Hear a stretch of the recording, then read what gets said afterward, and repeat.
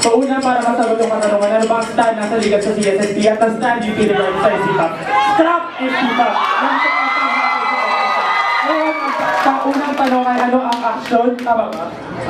Ano ang action na ginawa natin para mailaban ito? Nandyan po patuloy na natin ginagawa ang UP Kilos na kung saan kinakausap natin ang lahat ng mga organisasyon, hindi lamang sa kolehiyo, kundi sa buong universidad, na kalabanin ng STFAP, pati ang iba't ibang modes ng pag-commercialize ng ating education.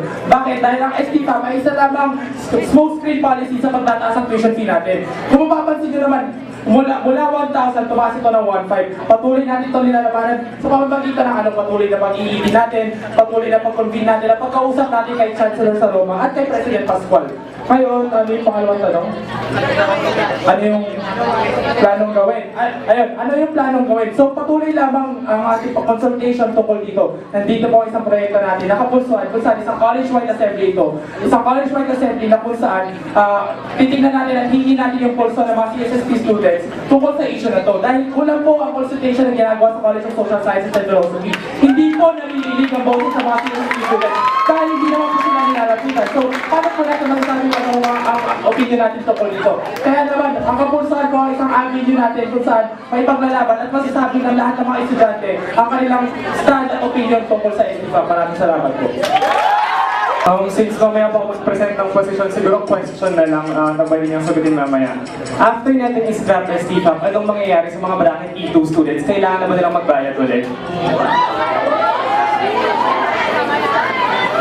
Hindi, ganyan kasi, mamaya ako i-rebut yan ha, i-rebut ko muna si ano. Well, tama naman yung concern niya, meron nga tayong bracket E2s. And, well, I guess, tama rin yung concern mo na ang STFAP nga is smoke screen policy para itago yung pagtaas ng tuition. Pero, tingnan natin ha, paano siguro ilulugar nung paglaban natin para sa isang mas accessible na education when in fact naglalaban at competing yung interest ng mga sectors ng lipunan, di ba? So yun, kung may relevant man ako, yun. Kasi meron namang value for me to express my position. Yun. Now for the defense. Alam mo pumayag ka ng E2 students pag in-scrap ang STFAP. Kung, alam mo, babasa ka ba ng balita? Kasi kung akalaisipin,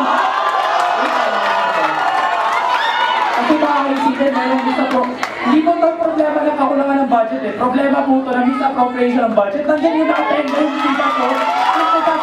Wala namang napupuntahan. Kung ipuntahan sa educational system, ano mangyayari? Hindi pa nilibre yung tuition. Scrap ko ang STFAP, i-roll back po yung tuition, eh di yung libre ang edukasyon sa lahat ng mga scholar ng bayan.